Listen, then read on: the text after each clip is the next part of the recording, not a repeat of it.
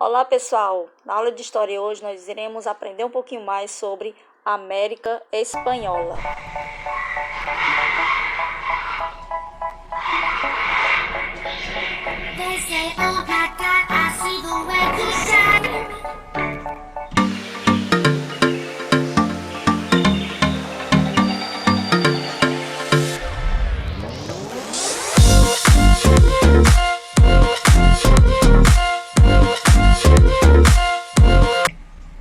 A conquista da América Espanhola foi o processo de ocupação da América pelos espanhóis e consequentes controle sobre as áreas até então ocupadas pelos povos nativos. O avanço dos conquistadores aconteceu pouco a pouco, à medida que eles conheciam e descobriam novas regiões, e deu-se principalmente pelo uso da violência contra os nativos. Aí no contexto histórico nós temos: com a chegada dos espanhóis à América em 1492, na expedição liderada por Cristóvão Colombo, iniciou-se um grande processo de ocupação desse território. Os conquistadores encontraram na América, chamada de Índias por eles, grandes civilizações que possuíam estruturas políticas e sociais bastante complexas, o que conferiu grandes dimensões ao empreendimento espanhol. A chegada dos espanhóis ao continente americano aconteceu durante o processo das grandes navegações, que ocorreram a partir do século XV, em virtude da necessidade de encontrar novas rotas comerciais para expandir o comércio europeu. Aqueles que se arriscaram a cruzar o Atlântico nesse projeto de expansão procuravam a chance de enriquecer, principalmente com a obtenção de metais preciosos como ouro e prata. E as principais características dessa conquista foram que os espanhóis que participaram da expedição de exploração e conquista faziam por vontade própria, portanto, esse empreendimento consistia em iniciativas particulares. Ainda assim, essas incursões deveriam receber a autorização da coroa espanhola na casa da contratação. O desejo de enriquecimento era o que motivava a participação nesse empreendimento de conquista. Os chefes das expedições eram, em geral, membros da baixa nobreza espanhola e as tropas eram formadas por soldados e camponeses pobres que procuravam melhores condições de vida. Em números imprecisos, estima-se que por volta de 100 mil espanhóis tinham cruzado o Atlântico em direção ao Novo Mundo e lá foram responsáveis pela conquista de milhões de nativos. A explicação para que o número tão pequeno de espanhóis conquistasse uma quantidade tão grande de nativos estava na superioridade de suas armas. Os espanhóis possuíam armas de fogo, lanças, espadas de metal e principalmente a besta, que davam vantagem para superar os grandes números de nativos em combates. Além disso, séculos de guerra e combate contra os muçulmanos na Península Ibérica deram aos espanhóis um grande conhecimento tático em guerras. A besta foi um armamento fundamental para os espanhóis nos combates contra os nativos. A vitória espanhola também pode ser explicada pela questão biológica, pois o contato dos nativos com os espanhóis era, por vezes, mortal por causa de uma série de doenças que não existiam na América e que se atingiram de maneira fulminante os indígenas, matando vários deles rapidamente. O medo também era um outro fator a ser levado em consideração, uma vez que muitos indígenas tinham completo pavor de cavalos, animais que não existiam na América até aquele momento, e pensava que os espanhóis eram a encarnação de deuses, como no caso dos astecas, os quais acreditavam que os conquistadores liderados por Hernán Cortés eram mensageiros de Quetzalcóatl, uma das principais divindades astecas.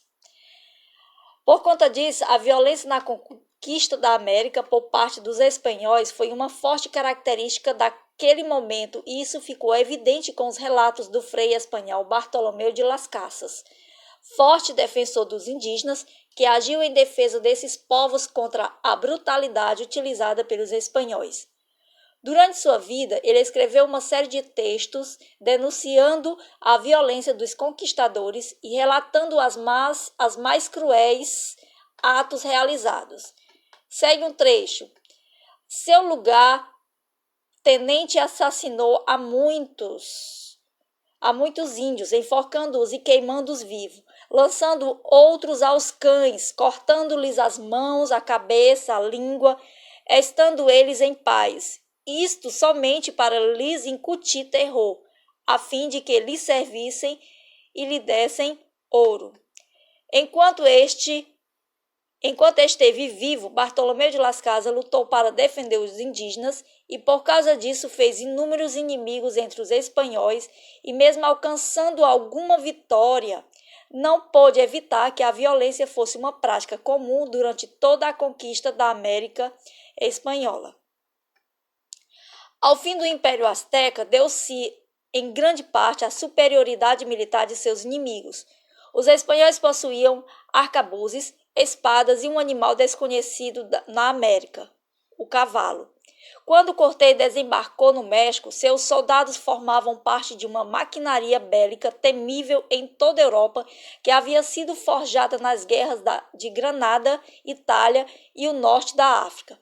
Cortés empreendeu a viagem de Veracruz a Tenochtitlán, capital do Império Azteca.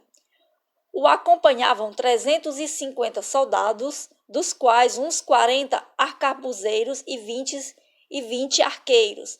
Ademais, contava com uns 150 índios cubanos como serventes e quase 1.000 índios totonecas, na qualidade de auxiliares encarregados de transportar os equipamentos, víveres, munições e material de artilharia.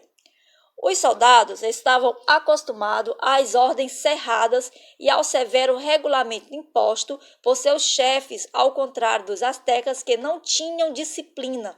Acudia ao combate em massas de guerreiros que exibia plumas e pinturas de guerra e levavam uma armadura de madeira, couro ou algodão, espada de obsidiana, massas, arcos, flechas e dardos. Ainda não conhecia o ferro e seu armamento estava desenhado mais para ferir e capturar prisioneiro do que para matar. Após a vitória de Otumba, Hernán Cortés regressou a Tenochtitlán e sitiou a cidade disposto a conquistá-la. Construiu uma frota de 3 embarcações e com esses barcos conseguiu romper as defesas astecas e pode atacar a cidade de qualquer ponto. Uma epidemia de varíola foi uma arma inesperada para ajudar os espanhóis e a derrota foi aceita como fatalismo pelo imperador Moctezuma, já que imaginaram que com a chegada dos espanhóis se cumpria o mito de Quetzalcóatl, que tinha prometido voltar do Oriente. Viracocha é a divindade invisível, criadora de toda a cosmovisão inca, considerada como o esplendor original, o Senhor, mestre do mundo, sendo o primeiro deus dos antigos. Tiahuacanos, que provinham do lago Titicacá, de cujas águas teria surgido, senão da caverna de Pacaritambo, conforme outras versões.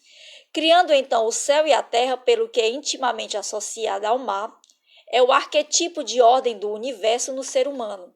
Divindade andrógena, criada por si mesma, não binária, imortal, introduzida durante a expansão, o Ari Tiwanaku é a deidade principal criadora do universo e tudo o que nele existe, a terra, o sol, os seres humanos, as plantas, adotando distintas formas, e se acreditava que ele estava em toda parte. Por ser um Deus que representa em si próprio a potência masculina e feminina, ele pode ser considerado não binário. O culto ao Deus Criador supõe um conceito que abrange o abstrato e o intelectual e era destinado apenas à nobreza. Este Deus, ou Oaxaca, aparentemente também estava presente na iconografia dos habitantes de Caral e de Charví, antigas cidades no atual território do Peru. Na criação do mundo, Viracocha, assim como outras deidades, eram nômades e tinham um companheiro alado, o pássaro Inti. uma espécie de ave mágica, conhecedora do presente e do futuro, representada nos mitos orais como colibri com asas de ouro. Na mitologia inca, atribui-se a este Deus todo-poderoso a faculdade de dirigir a construção de tudo o que é visível e invisível, organizando o universo em 3 mundos relacionados entre si em dualidade e harmonia. Rana Pancha, o mundo de cima habitam os seres celestes, constelações, astros, raios, estrelas, arco-íris e nuvem. Cai Pancha, que é o mundo daqui, convive os seres terrestres, as montanhas, os lagos, os homens, os animais e as plantas. Uxu Pancha, o mundo subterrâneo, vive os malquins, que são as sementes, os ancestrais enterrados para que na terra nasçam os homens novos. Estes mundos estão relacionados através de Ucamama e Sachamama, que os atravessam. E o Kamama é o poder das águas e da fecundidade. No mundo de cima é o raio, no mundo terreno é o rio e no subterrâneo é a serpente. Sachamama é o poder da fertilidade, que no mundo de cima é o arco-íris, aqui na terra é a árvore e no subterrâneo é a serpente de 2 cabeças, uma em cada extremidade.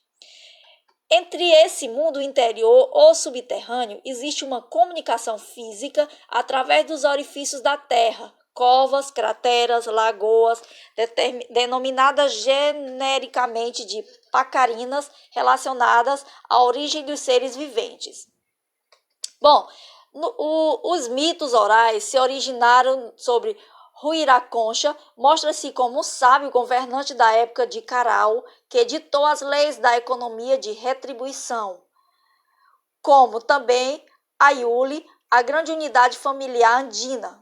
Viraconcha logo ascendeu à categoria divina, igual a de todos os grandes governantes pré-incas e incas. Os espanhóis, liderados por Francisco Pizarro, aproveitaram-se da guerra civil travada entre Atahualpa e Huascar para realizar a conquista dos Incas. Os Incas formaram um grande império indígena que se concentrou principalmente na região do atual Peru. Esse povo foi conquistado pelos espanhóis a partir de 1532, quando uma expedição encabeçada por Francisco Pizarro aproveitou-se de uma guerra civil no Império Inca para dominar a região. Os Incas eram um povo indígena dono de um grande império que se estendia do sul da Colômbia até o norte da Argentina e Chile. Esse império foi construído a partir de batalhas e da conquista de outros povos indígenas menores, como os Aimarás. Os Incas chamavam seu império de Tahuatisui, que significa o Império das 4 Direções.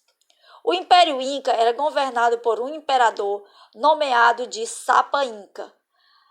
As lendas desse povo afirmavam que o primeiro grande imperador Inca havia sido Pachacuti, que teria assumido o trono a partir de 1438. A capital do Império Inca e sede do poder era a cidade de Cusco, a qual estava ligada a outras importantes cidades incas por meio de uma extensa rede de estradas que cruzavam todo o império. No momento da chegada dos espanhóis, o Império Inca estava em um estado de guerra civil, causado pela disputa de poder entre Huascar e Atahualpa. Ambos eram filhos do último imperador Inca, Huayna Capac. Após a morte de Huayna Capac, os 2 irmãos passaram a lutar entre si para ocupar o trono do império.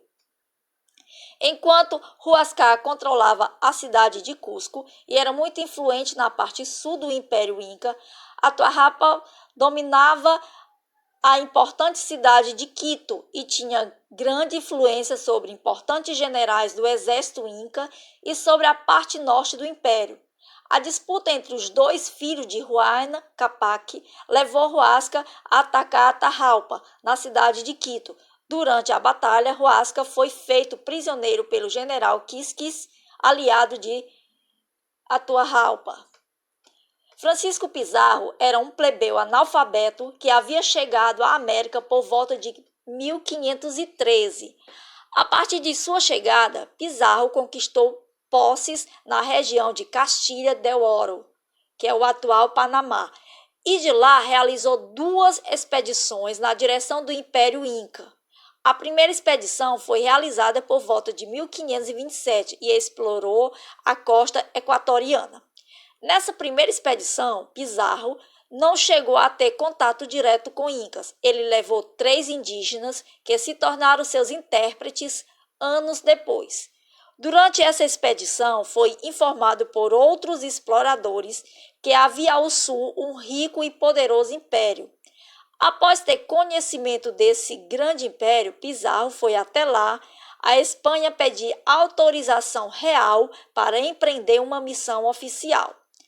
A segunda expedição de Pizarro partiu do Panamá no começo de 1531 em direção às terras dos Incas. Essas expedições eram bastante simples e possuía cerca de 200 homens transportados em 3 navios. Assim que chegou ao território do Império Inca, Pizarro soube, por meio de seu intérprete, da guerra travada entre Huáscar e Atahualpa.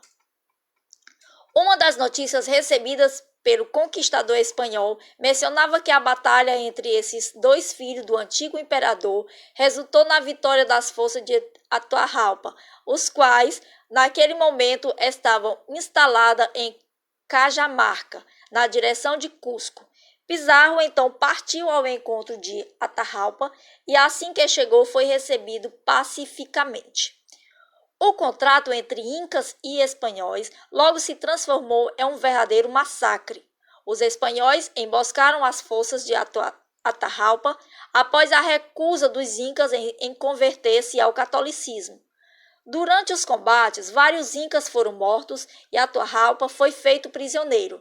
Mesmo no cárcere, ele ordenou secretamente a morte de Huáscar para evitar uma aliança com os espanhóis.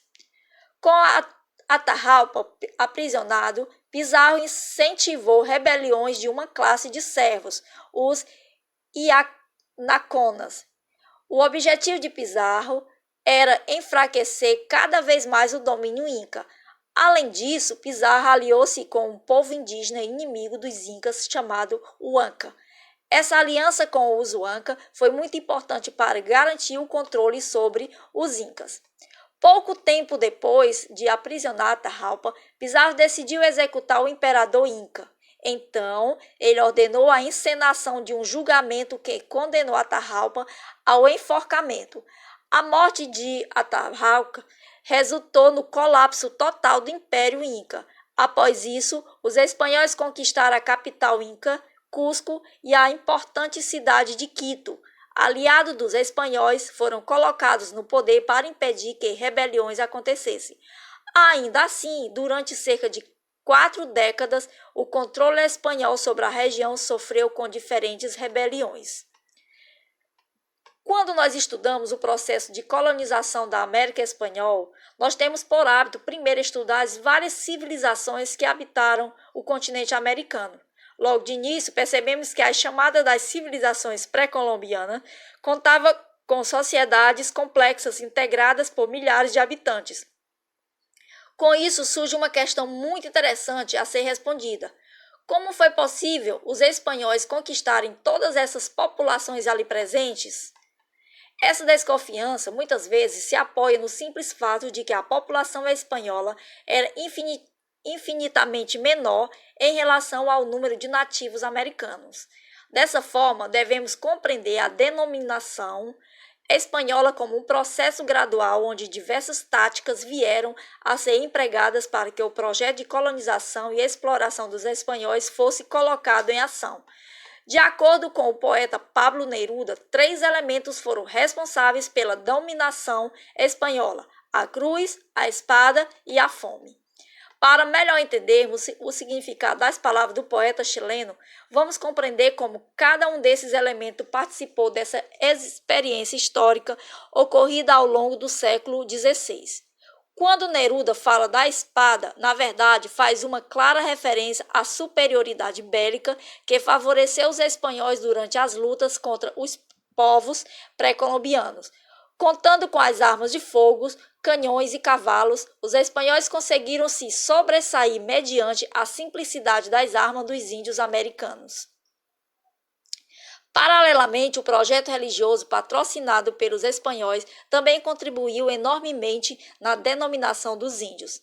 A catequese promovida pelos padres jesuítas foi uma prática que, ao mesmo tempo em que realizava a conversão religiosa das populações locais, também incutia valores favoráveis à aceitação da presença espanhola na região.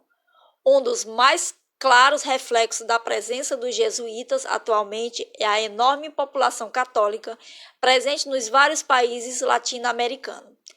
Ao lado desses dois fatores, a fome e as doenças também influenciaram na diminuição das populações indígenas. Apesar da rotina de trabalho e as penas aplicadas dentro do regime de semi-escravidão imposto aos indígenas, fazia com que muitos deles perdessem suas vidas. Por outro lado, as doenças trazidas pelo colonizador europeu deflagraram verdadeiras epidemias que dizimaram populações inteiras em um curto espaço de tempo. Ao final do século XVI, as colônias espanholas já implantaram todo um conjunto de instituições e práticas que asseguraram sua ação nos territórios coloniais. De acordo com diversos historiadores, esse processo foi um dos maiores genocídios de toda a história. Apesar de toda essa tragédia, podemos perceber que alguns traços das culturas indígenas sobreviveram ao tempo e se inseriram em diversas hibridações presentes na cultura latino-americana. Sobre a mita e a encomenda. Mita e encomenda são dois termos relacionados à América colonial. Durante a época das grandes navegações, os europeus encontraram a América e, subjugando os povos nativos do continente, passaram a explorá-lo. As Américas foram colonizadas dentro da visão mercantilista vigente na Europa à época, visando acumular riquezas para os estados absolutistas. Inicialmente, ouro, prata e outros metais preciosos foram explorados. Mesmo onde não havia metal, a terra e a mão de obra compulsória dos nativos foi explorada. Ao fim de estabelecer um controle nos moldes mercantilistas da exploração e aproveitar da abundância de metais preciosos do Novo Mundo, os espanhóis montaram um sistema colonial complexo. Primeiro, eles classificaram as colônias como vice-reino, que eram as áreas grande exploração econômica, e capitanias gerais, que eram as áreas estratégicas. Na Espanha, criaram o Conselho das Índias, que controlava a política, e a Casa de Contratação, que organizava o comércio monopolista. Então, a exploração do trabalho indígena, mita e encomenda, constituiu-se na base da exploração da América e utilizou-se de duas formas, que foram a mita e a encomenda. A encomenda foi um sistema criado pelos espanhóis e consistia na exploração de um grupo ou comunidade de indígenas por um colono, a partir da concessão das autoridades enquanto o colono vivesse. Em troca, o colono deveria pagar um tributo à metrópole e promover a cristianização dos indígenas. A mita era uma instituição de origem inca, utilizada por essa civilização, portanto, antes da chegada dos europeus. E consistia na exploração das comunidades dominadas, utilizando uma parte de seus homens no trabalho das minas. Os homens eram sorteados e, em geral, trabalhavam 4 meses, recebendo um pagamento. Cumprindo o prazo, deveriam retornar à comunidade que, por sua vez, deveria enviar um novo grupo de homens. Apesar de sua origem inca, os espanhóis também se apropriaram da mita para impor um ritmo de trabalho compulsório aos nativos americanos.